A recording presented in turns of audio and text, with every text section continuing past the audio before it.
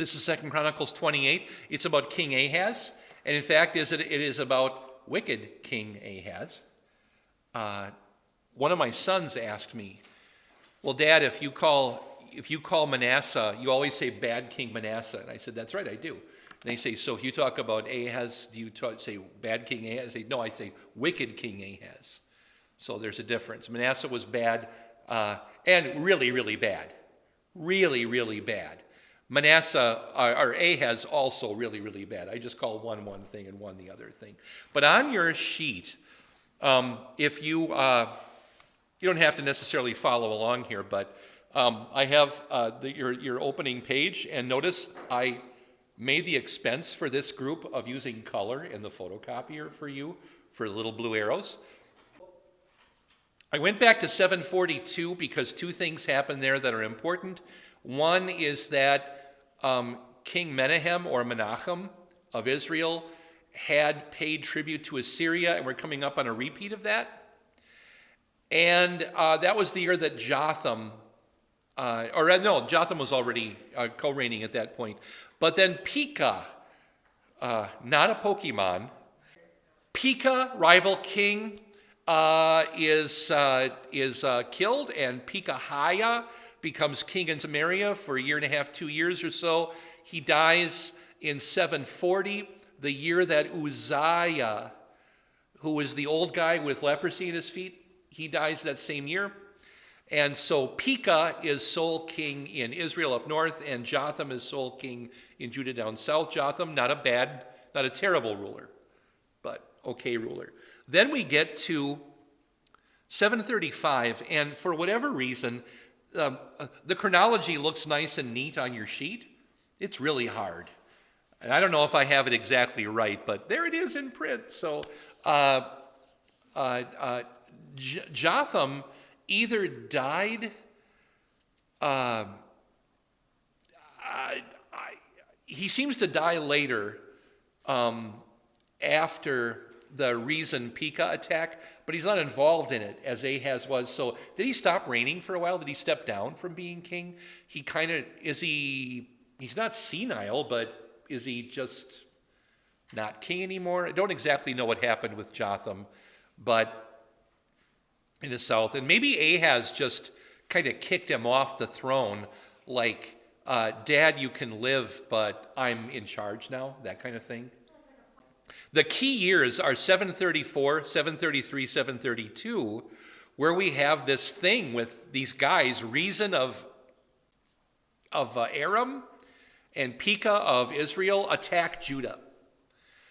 And after that time, a guy up north named Hoshea assassinates Pekah. So Pekah's been killed. That guy then is the last king of Israel, Hoshea, final king of Israel. And then Jotham eventually dies, and Ahaz is already reigning. And down at the bottom of the sheet, then you have just a couple of things. Samaria falls in 722, and Ahaz at 36 dies in 715 after Samaria falls. So he ruled beginning at age 20 for 16 years. And the Bible doesn't tell us why he died. Like disease, murder. Usually if he's killed, they'll tell us, but he was diseased, maybe, or something else. Or could it be, fast-moving cancer or something? Sometimes you get the feeling that was around. It could be, or whatever. So, fall from a window. I also want to go back. Can I go back to the top of the thing? So Menahem had murdered King Shalom at the 742 at the top. So King Shalom wasn't around just that long ago, actually. And I want to bring that up because his name, or the name Shalom, shows up later in this chapter. Just keep that in your head. And that is all. And we are just about ready to start the chapter. So chapter 28, we're only doing one chapter tonight. Ahaz was 20 years old when he became king, and he ruled in Jerusalem for 16 years. He did not do what was right in the eyes of the Lord, as his father David had done. So, okay, that's not new with kings of Judah, not the greatest king, except this guy never rebounds. This rubber band does not snap back. Instead, he walked in the ways of the kings of Israel.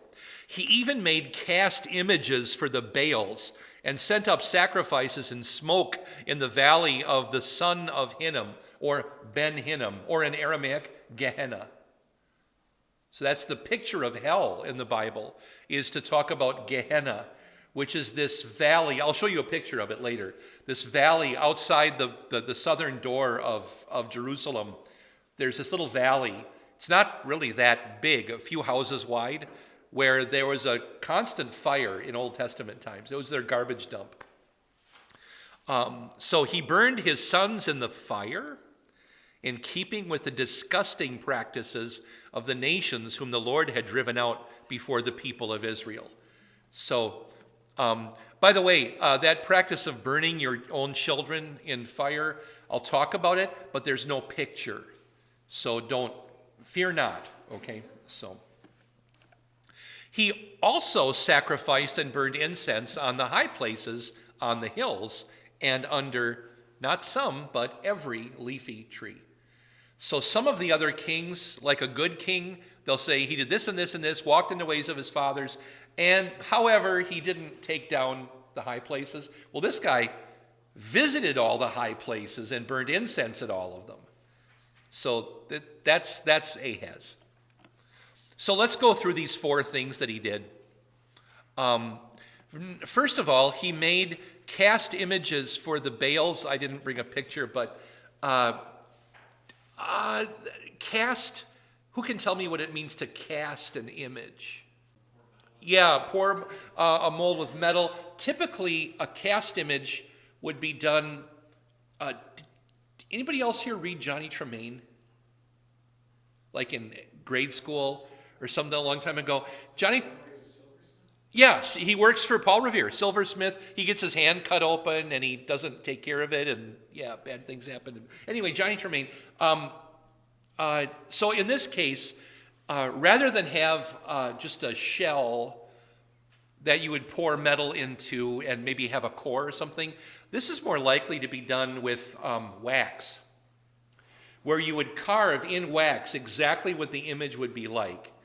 And then you take the wax, put it into something, and often that would be green sand. Green sand is sand that has been soaking by a river or an ocean for a long time. And it's a special kind of sand that retains its shape. So it's really good for sand castles, stuff like that, unlike desert sand, which would just collapse. So green sand holds its shape.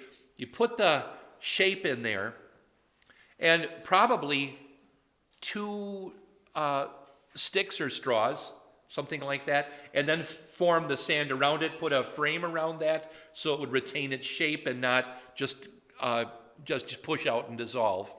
And then you remove the straws. So there are 2 holes, at least 2 holes.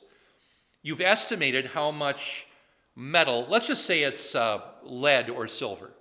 You estimate how much metal you're going to be using, and then you pour it into one of the 2 holes. It will instantly destroy the wax, right? And then what will come out the other hole at first is the wax vapor. Don't breathe that if you're trying this at home. Unless you really have a terrible, terrible cold and you want to coat your throat with wax. No, don't do that either. I forget I'm recording sometimes. And then eventually the wax will stop coming out as vapor, and some of the metal will come out. And when some of that has come out, then you know that you filled the whole thing. You may pour in a little bit more for good measure to make sure there are no bubbles or anything, or undissolved wax. And then after you're done, then you let it sit and let it begin to cool and so forth. And after it's cooled, I don't know, a day, maybe more than that, you can remove the frame and destroy the sand, and then your object is there. And then you'll have 2 little pieces. Hopefully, you put the piece, the holes either in the bottom or the back, so you can just, shave them off or whatever with a knife or something. And then you've got your object. That's casting an image. And the Baals were typically G.I. Joe or Barbie size, so 11, 12 inches. Typical Baal. and often with his hand upraised. I often compare him to the quarterback I used to have in electric football as a kid, because it would always be like that, to throw the little felt football. And in his hand would be a lightning bolt, usually made of bright copper or brass. But kids being kids, I don't know if any Baal image has ever been discovered with the copper lightning bolt intact. Lots of them. Yeah, lots of Baals. But the lightning bolt's always gone. And there's a little hole, through the hand. So he was holding something. And in physical images, like carvings, he's always shown with a lightning bolt. Which is why we know what it was. It's just that, what's a young 20-year-old to do? His girlfriend wants a copper ring, so he steals Baal's lightning bolt and I don't know, whatever. So, alrighty. Then sin number 2 might be related to sin number 3. He sent up sacrifices. This is Ahaz, King Ahaz. He sent up sacrifices and smoke in the valley of the son of Hinnom, or Ben Hinnom. But that sacrifice of smoke was usually burning a child in the fire. So if you can imagine a potbelly stove, hollow, right? You stoke it up with wood or coal, and then it would have 2 pretend hands coming out, also hollow, and the fire would get into them. They'd be red hot, and then place the sacrifice in the hands, and it would burn. And some of the kings did this. And about that, the Lord said, that hadn't even occurred to me. God says that in the Bible. Like, you guys, that I didn't even think of that. And so a horrible, horrible thing the Amorites had done, that the Lord just drove them out and was merciless to them because of that kind of stuff. There is a question, though. If Ahaz did this, how can his son Hezekiah become king after this? And the Mishnah, the oral tradition, I have a written copy of the oral tradition in my office. The Mishnah says that Ahaz's wife, her name was Abi or Abijah, that she coated her son Hezekiah in either the slime or the blood of a salamander, so that he didn't burn. He kind of fried, but didn't burn. And then when the king turned away, she snatched him and got him out of there so she could take him away, and preserve him. So interesting side note. Not biblical, but it's in the oral Jewish oral tradition. And then finally, this guy also sacrificed and burned incense on the high places, on the hills, under every leafy tree. This would be Asherah worship. So a lot of different gods and goddesses, Baal and Asherah, 2 different, and Molech, which is the burning in Ben Hinnom, different gods. And it reminds me of, do I have time to tell this story? Oh, why not?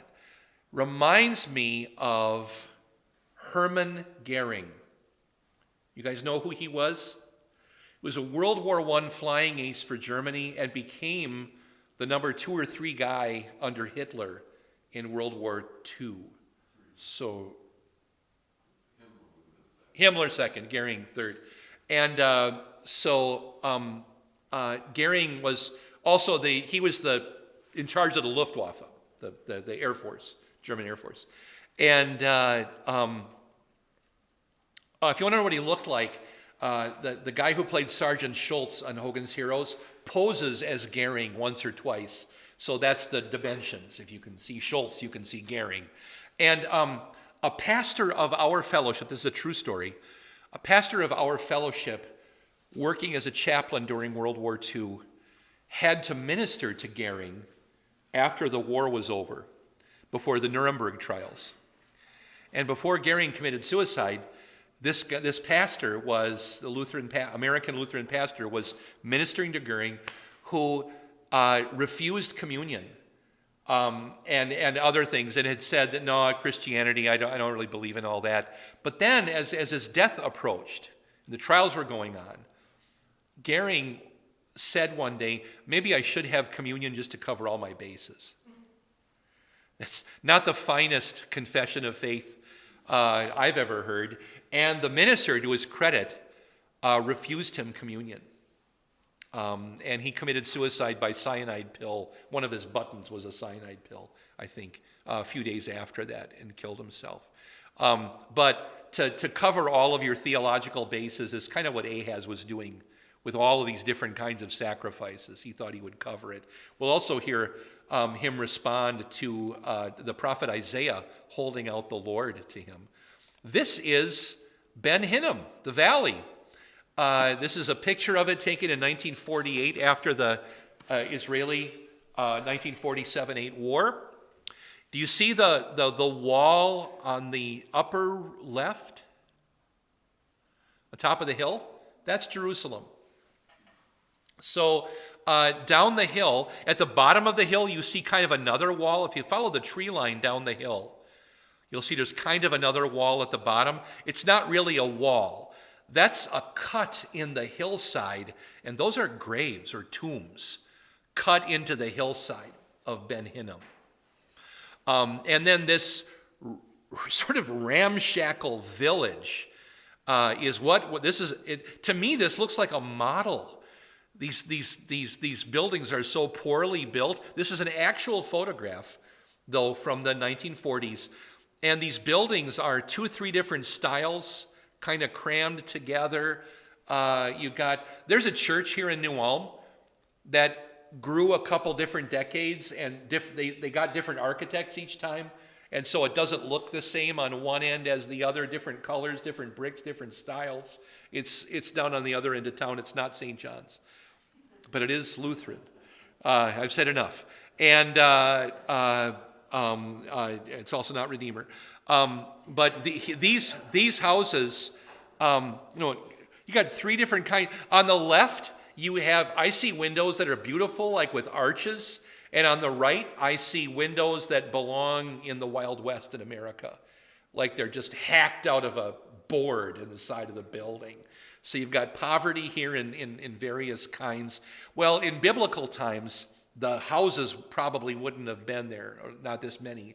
And it was the dump of Jerusalem. Where do you take your poop, without plumbing? I mean, let's just be real about this. This was the dump, and it burned constantly. And so later on, it became the image of hell. It's always on fire, always stinks, not a place you want to be. And they also threw the bodies of undesirables and outsiders, criminals and things, into this place. There may have been a community tomb. I don't think that they burned them, but community grave or something like that. So not a nice place at all. Okay. All right, enough of that. So, the Lord his God, this is again King Ahaz, the Lord his God gave him into the hand of the king of Aram. The Arameans defeated him and captured a great number of prisoners who were taken to Damascus. Ahaz was also given into the hand of the king of Israel, who dealt him a heavy blow. Do you remember last time how big of an army Jotham was able to field? It's like half the strength of Moses' army. Moses had around 600,000. Jotham had around 300,000. Now, this guy, in one day, a generation, or not even a generation after Jotham, he loses 120,000 men. That's a third of his army, probably.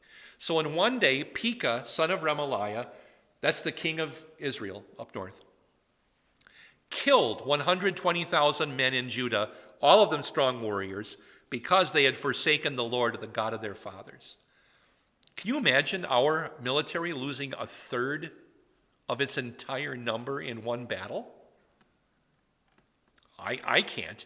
Even in the Civil War, I mean, a division might lose a quarter of its strength, half its strength, but to lose of the entire army, that's something else entirely. This was a horrific incident that happened here. And also, because this happened right up on the north end of Jerusalem, I've given this battle a name, and nobody else in the world has ever given this battle a name. Do you think my name will catch on? I don't know. So it's going on YouTube. So maybe, anyway, I call it the Battle of the Saddle because north of Jerusalem, the skyline does this. It's this dip. It's called the Saddle of Benjamin, actually. So it's the mountain pass by which you get from the north, from Ephraim to Jerusalem. You go over the Saddle of Benjamin. And that's where this seems to have happened, right on the way down to Jerusalem. So, Battle of the Saddle. And we're going to see that some of the people who were fighting in this battle were right at the gates of Jerusalem. Maybe they even got into the temple area, because it's like the major domo of the king's palace is killed in this battle. What's he doing out there unless it's inside the city itself? So, yeah, this is the incident. Zikri, a strong warrior from Ephraim, killed the king's son, Maaseiah. Obviously, he wasn't sacrificed to Molech, but he died in the battle, probably the prince, the one who was going to be king. As well as Azrikam, the chief officer of the palace, that'd be the major domo, the guy in charge of the whole household, would take care of details, hire and fire the servants and the maids and things like that. That's the major domo. And then Elkanah, second in command to the king. So if the king, for one thing, if the king is 20, how old is, no, and he's not 20 now. This happens, how long has he been king? Ahaz begins reigning in 735 at age 20.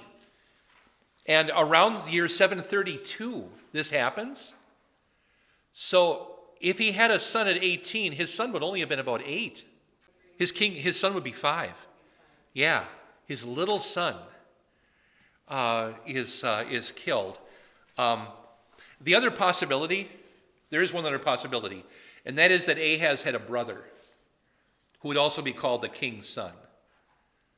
But my point, if it was Ahaz's son, then Elkanah, this last guy to die, the second in command of the king, would have been like the guide, the guardian of the little prince who died.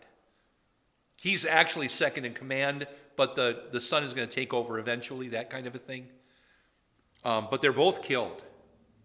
Okay. Which brings us, that incident, I know it took us a long time to get that far, but that brings us then to the end of this part. You've been listening to Invisible Church, the Bible study podcast from St. Paul's Lutheran Church, New Ulm, Minnesota.